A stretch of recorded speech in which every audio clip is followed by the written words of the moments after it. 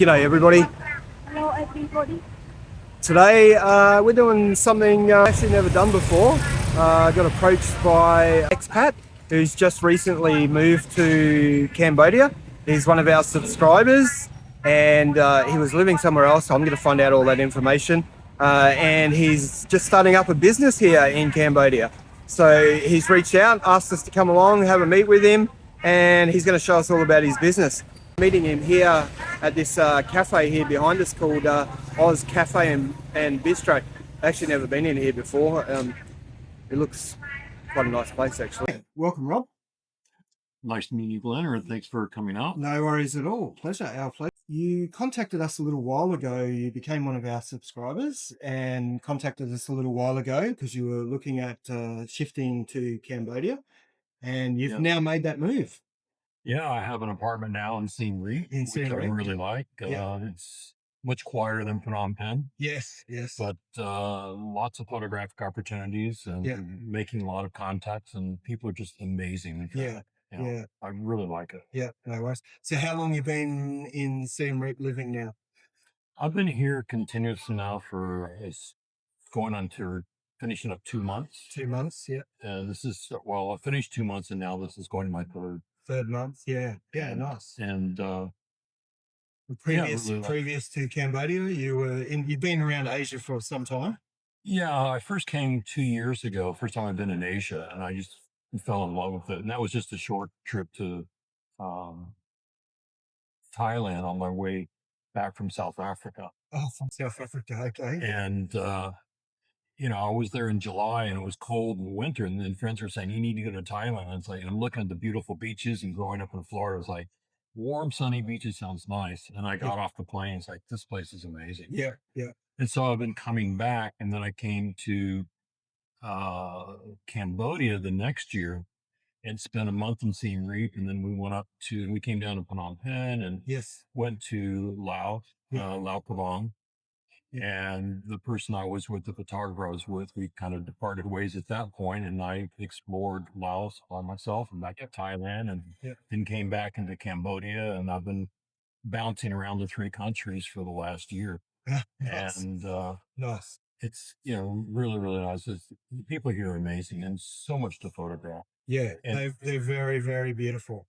Which brings me to the question that you've mentioned it a few times: photography. So that's what you do, and that's the reason why we're here tonight. Is we're going to showcase some of you've got an event going on here at the moment where you're showcasing all of your photography here in Oz Cafe Bar here in Phnom Penh. The lovely Celine, the owner here, she's allowed you to do a display here, and you're promoting your products here through the cafe, and you're also, which people can buy as well. So I'll put Rob's details in the video here so you can see, and we'll also show you some of his photos throughout the video as well. One of them you can see right behind me here, or right behind Rob, I should say, not behind me because you can't see me at the minute.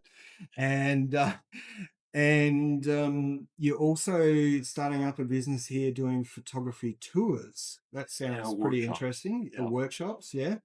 Yeah, so the idea with the photography workshops is a complete package. As long as you get here, then the hotels, transportation, some of the meals, uh, translators, guides, entrance fees are all covered. And so you don't have to you come. And then what I'll do is in the morning, first day, we'll go over some stuff, and we'll spend another day and a half or so working on those techniques. And then we'll go to a more advanced class and talk about some other things. And then spend time focusing on that. And then I have another day, we'll do like more advanced stuff. And so the idea is, a lot of people have really nice equipment, but a lot of them take snapshots. Yeah. And it doesn't take much to go from a snapshot to a great shot. Yeah, right. And so, what I want to do is, show these people is, this is how, what you do. And also, we will critique the photos, and I want the clients to select their best image. and will have it, an online print shop, printed, and have it delivered to their home. So when they get home, they get a nice large print that they took in country, but they don't have to travel back with it. Yeah. Plus, they obviously go away with the knowledge then of how to do photography themselves. Yeah, Yeah. and photography is something that no matter how good you are, you always learn every day, Yes. and I improve every day. And first time I picked up a camera, I was 2 years old, and photography wasn't my career. I was in IT for like 35 years, and COVID, got laid off, and I said I don't want to go back and do this. Yeah. And so I went full time into my photography. And so now I've photographed a wedding in Portugal. I've had my photographs on billboards in San Francisco for an advertising campaign. Wow, that's pretty amazing. And now I'm doing a show in Phnom Penh. Yeah, And yeah. I never thought, obviously when I was two, but never even thought, a few years ago that I'd be doing this, kind of internationally type thing. Yeah. It's kind of a much, too much to claim, but it's like, well, I did this in Portugal, did this in the States, and did this here. So, Yeah. it's not too far fetched. Yeah. So just go back a step. You've literally had your photos on billboards in San Francisco, Yeah. and now you're sitting in a coffee shop in Phnom Penh selling your wares. Yes. That's pretty impressive when you think about Okay. it. So, yeah, I mean, that's like I can't even explain that how different that would be to the feeling of that. I mean, the feeling of driving down the street and seeing your own photograph on a billboard, and then walking into this beautiful cafe, which it is, this spectacular cafe, and having all of your beautiful photos hanging up in here, and you've got postcards and so forth as well that I've seen over there, or smaller photos and things like that. It's pretty amazing. And give yourself a pat on the back because they are pretty special. And being in and around a country like Cambodia, Thailand, Laos, Vietnam, it gives you that opportunity to take some pretty amazing shots, I suppose, as well, because it's not like back in San Fran or Florida or wherever where it's bricks and mortar everywhere. Yeah, it's a lot different. I mean, the photos are everywhere, so people in Asia go to San Francisco Yes. because it's exotic. And we in Yes. San Francisco go to Asia because Yeah. it's exotic, Yes. But the photos are there. You have to find them. And um but I've really enjoyed it. And Celine with the here at Hollis Cafe has just been phenomenal and helping me put this together. And she saw my work and she says, "Well, I do some different shows. Why don't you consider doing a show here?" And I said, "I'd love it." And the response has been very positive. People are looking at it and they like the images. They think they are kind of conveying the people of Cambodia. And the thing that surprises me or amazes me is a better word, that regardless of the hardships that they have gone through the last, 200 years with all the other countries causing problems here, even today, they always are smiling, and they always greet you with a smile and, oh, hello. And, it's just, really amazing people. And so when my photos, and Selena asked, what photos do you have that show the Cambodian culture and people? Yes. And she didn't want, the typical Angkor Wat, Yes. everyone has that, right? Yes. And I enjoy getting out and close up to the people and being outside the data centers and going out and walking, on the sunshine and talking to people is just so much fun. Yeah.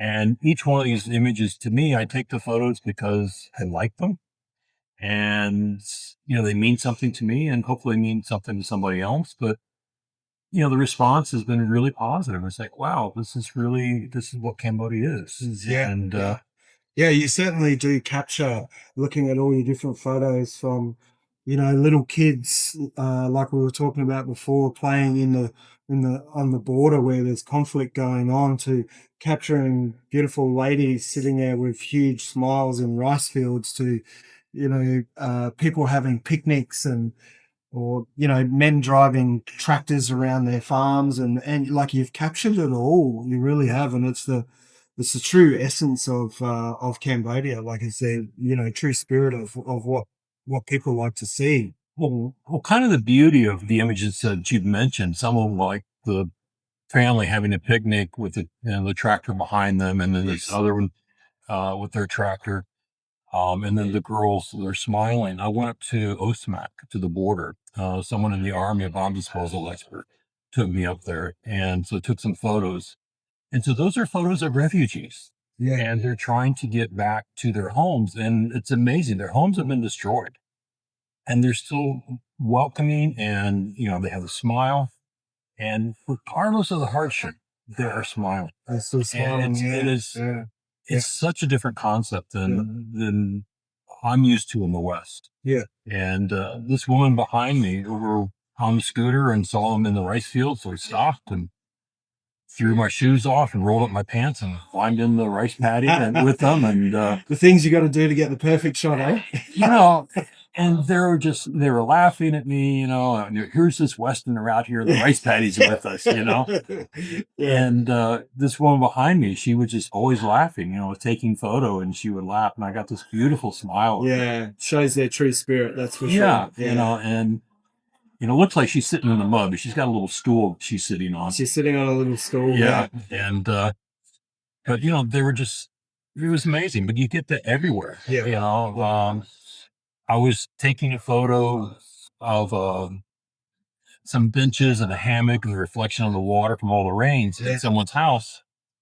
And as I was walking there, this woman came out from the field from her house, this elderly woman. And she came up talking to me, and, come on. I was like, I'm totally lost.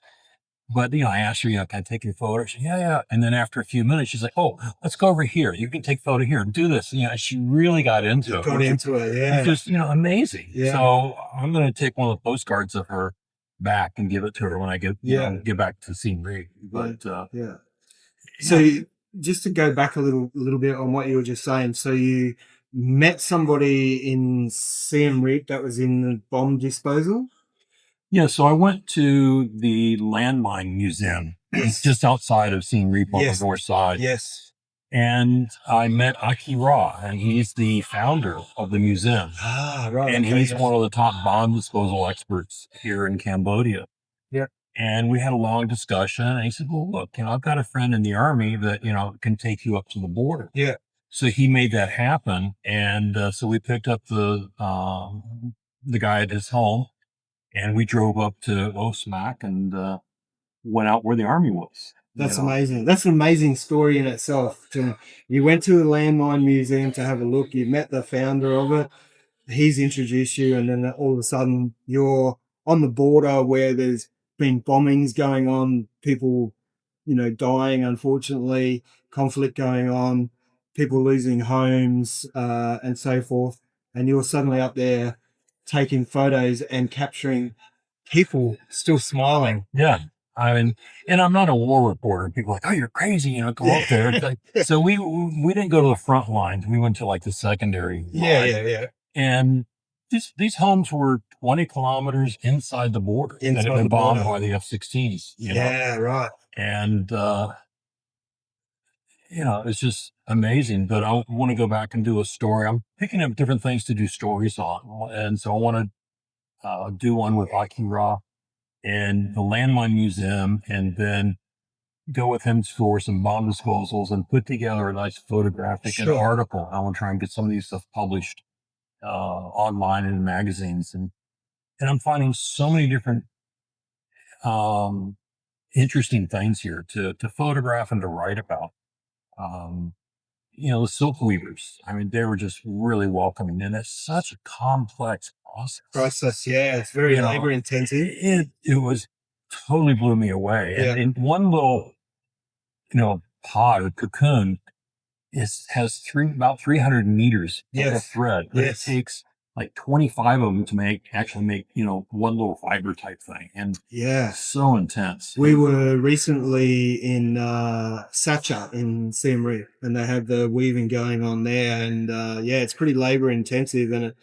And we look at these scarves for sale for I don't know, $20, $20 or whatever they are, and you see how much labor goes into them, and how many people, and the time it takes is quite amazing. it's very amazing. And the Yeah. quality, and what I didn't realize is there's two different qualities. Yes. So there's the outside of the cocoon, which is the rough silk, Mhm. and then the inside, which is the fine silk. Yeah. And I'm learning so much about these different things. And I'm also going to different crafts places. And so I want to do stories of, where the stuff is grown, to making it into, some material, and then, making the final product. And Yes. in fact, I met a couple here in Phnom Penh. So every weekend they close the main river road. Correct. Yes, the market. Yeah. It's like a mile long or something like Yeah, that. It's pretty massive. And mostly it's just, food stalls and some little tourist trinkets and Yeah. stuff. But it gets packed. Absolutely, it does. And so I was walking by, and there's this couple selling grilled honey. I've never seen grilled honeycomb. Grilled honeycomb, yeah. And the one that I tried had the larva in it. Yeah. It was really, really good. The regular honeycomb without the larva was just too sweet. Yeah. But the other one was really, really good. So this weekend I was making arrangements with them that in November, when the rains calm down, Yes. I'm going to go with them into the jungle, and I'm going to photograph them capturing the honey. Yeah. He said, it's in the jungle. And so, you got to be worried about, be cautious about bee stings and the cobras and the tigers. But other than that, it'll be fine. It's a bit like back in Australia, where you got to worry about the spiders, the snakes, the crocodiles, and everything else that will kill you. And I worry about cobras. I mean, they're big, monstrous things. And I've been to the jungles in Laos, and I'm always looking for snakes. And this little 6-year-old kid, she's running barefoot through the jungle. Yeah, it's her playground. And it's like, my God. And they talk, oh no, we don't have snakes here. It's like, that's crazy. Yeah, of course you have snakes. Yeah. Well, that's certainly some amazing stories, Rob. And as I said, I'll put links below for Rob's photography. And if you want to do a tour with Rob over here in Cambodia, or I'm sure if he'd probably take you to Laos if you had to, or Thailand, or wherever you want to go. Yeah, so what I'll do, the tour is to, take you to historical sites. Yep. Take you to small villages. Yes. Take you to, go to the villages on Tonle Sap and other places, which is the largest lake in Southeast Asia.